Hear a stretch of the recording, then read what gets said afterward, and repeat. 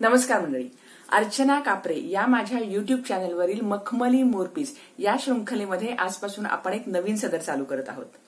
सौ सुनंदा रामचंद्र कापरे आणि त्यांच्या कुटुंबियांनी अनुभवलेल्या आनंददायी पर्यटनाचे अनुभव संकलन आमची आनंद यात्रा. सौ सुनंदा रामचंद्र कापरे यांचा सविस्तर परिचय आपण करून घेणारच आहोत, पण त्यांची सगळ्यात जवळची ओळख म्हणजे त्या माझ्या सासूबाई आहेत आणि आतापर्यंत आयुष्यात प्रत्येक अवघड प्रसंगी त्या माझ्या पाठीमागे खंबीरपणाने उभे राहिलेले आहेत. आईची माया लावलेली आहे. आज 15 नोव्हेंबर 2023 रोजी त्यांनी वयाची 77 पूर्ण करून वयाच्या 78 वर्षामध्ये त्या पदार्पण करीत आहेत. आई, तुम्हाला वाढदिवसाच्या खूप खूप शुभेच्छा. जीवेत शरदहा शतम. या निमित्ताने अर्चना कापरे या माझ्या YouTube चॅनलकडून आणि आमच्या सर्व कुटुंबियांकडून भाऊबीजेची आणि दिवाळी निमित्त त्यांना ही आपुलकीची आणि सप्रेम भेट. आमची आनंद यात्रा या पुस्तकाच्या लेखिका सुनंदा कापरे यांचा हा परिचय. सुनंदा रामचंद्र कापरे यांचा जन्म 15 नोव्हेंबर 1945 संगमनेर जिल्हा अहमदनगरचा. पूर्वाश्रमीचं त्यांचं नाव कुमारी कुंदा म्हाळसाकांत सराफ. त्यांचं शालेय शिक्षण पेटीट हायस्कूल संगमनेर इथलं.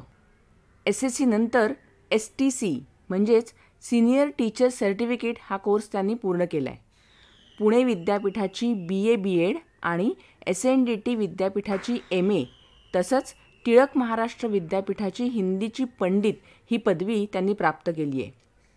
18 जून 1968 साली त्यांचा श्री रामचंद्र सर्वोत्तम कापरे यांच्याशी विवाह झाला आणि त्या लग्नानंतर सौ सुनंदा रामचंद्र कापरे झाल्या. सुरुवातीला अकोला जिल्हा अहमदनगर आणि नंतर बृहन्मुंबई महानगरपालिकेच्या शाळेत त्यांनी शिक्षिका म्हणून नोकरी केली. 33 वर्षांच्या अखंड अध्यापन कार्यानंतर त्यांनी सेवानिवृत्ती घेतली. 5 वर्ष समाजसेवा म्हणून झोपडपट्टीतील मुलांना विना अनुदान शिकवण्याचं कामही त्यांनी केलंय. इसवी सन 1980 ते 2005 पर्यंत जवळपास त्यांनी संपूर्ण भारताचा प्रवास केला.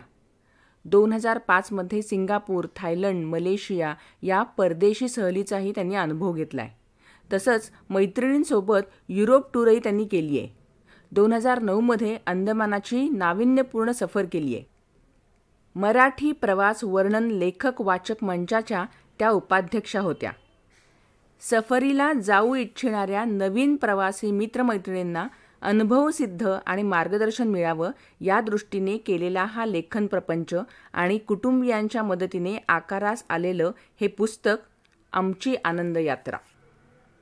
सुनंदा कापरे यांना 3 भाऊ, 2 मुलं, सुना, नातवंड, दीर, जावा, भावजया असा त्यांचा मोठा परिवार आहे आणि आता निवृत्तीनंतरचं आयुष्य आनंदात आणि गीतकार सुरेश भटांच्या रंगुनी रंगात साऱ्या रंग माझा वेगळा, गुंतुनी गुंत्यात साऱ्या पाय माझा मोकळा आणि गीतेत कृष्णाने सांगितल्याप्रमाणे स्थितप्रज्ञाच्या जीवनाचा त्या आस्वाद घेत आहेत. आमची आनंद यात्रा या पुस्तकाची पहिली आवृत्ती 8 ऑगस्ट 2010 साली निघाली. डॉक्टर सुनील कवठे मराठी प्रवास वर्णन लेखक वाचक मंच याचे कार्याध्यक्षक आहेत. यांनी याचं प्रकाशन केलेलं आहे. अक्षर जुळणी आणि मुखपृष्ठ आशिदा आर्ट्स डोंबिवली यांनी केलेलं आहे. श्रीयुत रामचंद्र सर्वोत्तम कापरे राहणार कल्याण यांनी याचं मुद्रण केलेलं आहे. सौ सुनंदा कापरे यांनी केलेली ही अर्पण पत्रिका. भारताचं नंदनवन काश्मीरपासून प्रवासाचा श्रीगणेशा करून परदेशगमनापर्यंतचा योग जुळवून आणणारे आणि बरोबरीने साथसंगत देणारे माझे पती आणि सर्व आवश्यक ते सहकार्य करणारे आज्ञाधारक आणि कर्तव्यतत्पर असे माझे दोन्ही चिरंजीव, त्याचप्रमाणे या पुस्तकाचे प्रकाशनाकरिता प्रोत्साहन, मार्गदर्शन आणि पाठपुरावा करणारे मराठी प्रवास वर्णन लेखक वाचक मंचाचे कार्याध्यक्ष माननीय डॉक्टर सुनील कवठे सर, श्री वसंतराव सहस्त्रबुद्धे तसंच नवोदित लेखकांना सहकार्य आणि प्रोत्साहन देणाऱ्या डॉक्टर सौ अनुराधा कुलकर्णी यांची मी ऋणी आहे. तसंच लहानपणापासून माझ्या शिक्षणाकरता सतत प्रोत्साहन आणि प्रेरणा देणारी, ममतेने आणि लाडाने पालन पोषण करणारी माझी वात्सल्यसिंधू आई श्रीमती प्रमिलाबाई म्हाळसाकांत सराफ हिच्या चरणी हे पुस्तक विनम्रपणे आणि सस्नेह अर्पण करण्यास मला अतिशय आनंद होत आहे. लेखिका सौ सुनंदा रामचंद्र कापरे यांचं मनोगत. तसं पाहिलं तर माझं बालपण निसर्गरम्य अशा ठिकाणी म्हणजे संगमनेर, अकोला या भागात गेलेलं. शाळेत असताना सहली निघत त्या साधारणतः कळसुबाईचं शिखर, भंडारदरा धरण, रंधा धबधबा आणि इतर जवळपासच असत. त्यामुळं लहानपणापासूनच निसर्ग सौंदर्य अवलोकन करण्याची एक प्रकारची आवड निर्माण झालेली होती. घरची आर्थिक परिस्थिती तशी फार चांगली नव्हती, परंतु आई वडील हौशी असल्यामुळे आमच्या भावंडांची कोणतीही सहल त्यांनी चुकू दिली नाही. विवाहानंतर माझे पतीसुद्धा निसर्गप्रेमी तसंच जगात जे जे सुंदर आहे ते सौंदर्य डोळ्यात साठवून ठेवण्या इतके हौशी मिळाल्यामुळे माझा आनंद द्विगुणित झाला नाही तरच नवल. दर 2 वर्षांनी भारतात एक लांबची म्हणजे राज्याबाहेरील सहल आणि दरवर्षी राज्यातील एखाद्या प्रेक्षणीय स्थळाची सहल असा जणू नियमच होऊन गेला होता आमचा.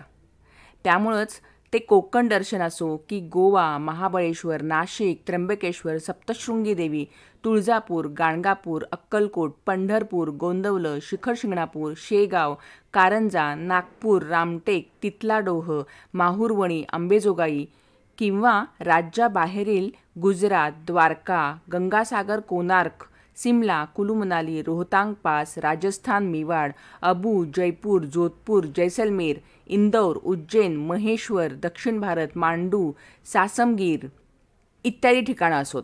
आणखी कितीतरी ठिकाणी भारत भ्रमणाचा योग जुळून आला. प्रवासाची तसेच प्रेक्षणीय स्थळं पाहण्याची आवड आम्हात उभयतांना असल्यामुळे कंटाळा न येता आम्ही जीवनाचा आणि प्रवासाचा आनंद घेत आलेलो आहोत.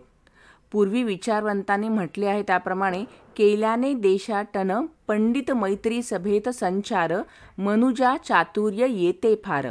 म्हणूनच वेगवेगळ्या सहलींचा अनुभव शब्दबद्ध करून तो इतरांना मार्गदर्शक व्हावा या हेतूने मैत्रिणींच्या आग्रहामुळे, पतीच्या प्रोत्साहनामुळे तसंच मराठी प्रवास वर्णन लेखक वाचक मंच या संस्थेच्या पुस्तक प्रकाशित करण्यासाठी केलेल्या प्रोत्साहन मार्गदर्शन आणि पाठपुरावा यामुळेच तयार झालेली ही पहिलीच कलाकृती वाचकांच्या हाती देताना मला आनंद होत आहे.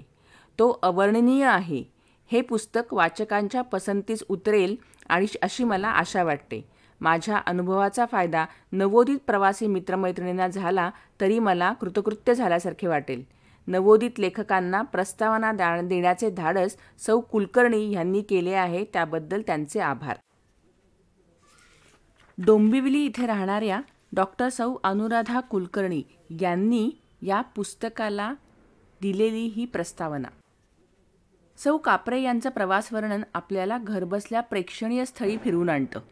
आपली जवळची मैत्रीण एखाद्या लांबच्या पर्यटन स्थळाला भेट देऊन परत आली आणि घरी आल्या आल्या मोठ्या उत्साहानं आपल्याला तिच्या संपूर्ण सहलीची माहिती देऊ लागली, तेव्हा तिची जशी वर्णनशैली असेल त्याच वर्णनशैलीत सौ कापरे यांनी आपलं प्रवास वर्णन केलं आहे.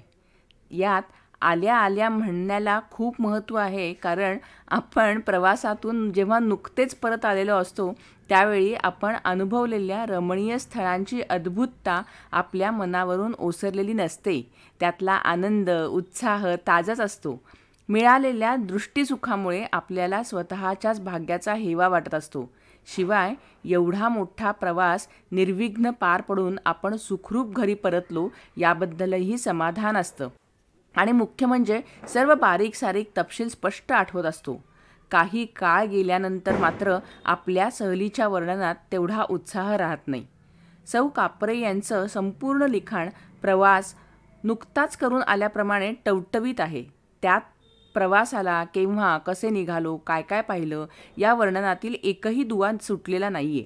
किंबहुना प्रवासात आम्ही कसे पत्ते खेळलो, भूक केव्हा लागली, जेवण काय काय केलं, झोपेच्या अधीन केव्हा झालो, याही गोष्टी त्या तितक्याच उत्साहाने सांगतात. परदेश गमनासाठी पासपोर्ट, व्हिसा लागतो, त्यासाठी काय काय करावं लागतं याचीही लेखिकेने जाता जाता व्यवस्थित माहिती दिली आहे. आपल्या सुनेच्या, मुलांच्या उल्लेखांमुळे एक कौटुंबिक जिव्हाळाही या प्रवास वर्णनाला आलाय.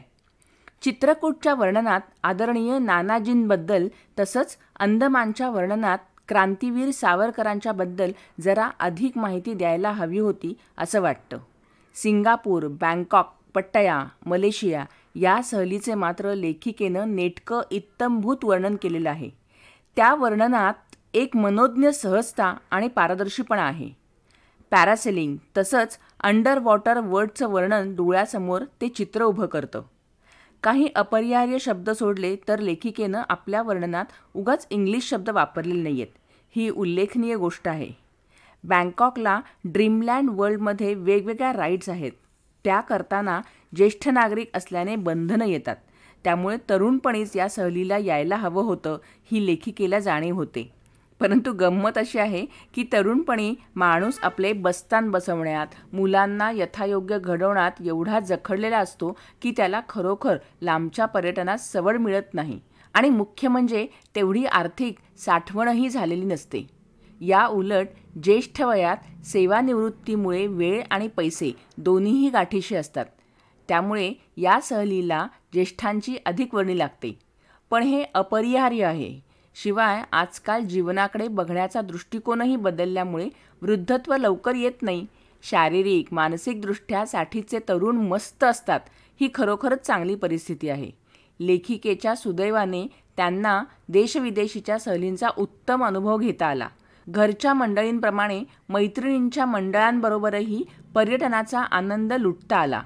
हे सर्व शब्दबद्ध करून त्यांनी इतरांनाही आपल्या आनंदात सहभागी करून घेतले. त्याबद्दल त्यांना धन्यवाद. अजूनही असेच नवलाईचे प्रवास त्यांना करता येवोत आणि त्यांची सर्व बारीक सारीक माहिती त्यांच्याकडून आपणास मिळो हीच शुभेच्छा. मंडळी, तुम्हाला आजचा हा जर व्हिडिओ आवडला असेल तर याला लाईक करा. तुम्ही तुमचे मित्रमंडळी, आप्तस्वकीय, नातेवाईक आणि आपली पुढची पिढी या सगळ्यांना हा व्हिडिओ नक्की शेअर कराल अशी माझी खात्री आहे. आणि आतापर्यंत अर्चना कापरे या माझ्या युट्यूब चॅनलला जर तुम्ही सबस्क्राईब केलं नसेल तर लगेच सबस्क्राईब करा. पुन्हा भेटूयात पुढच्या बुधवारी. तोपर्यंत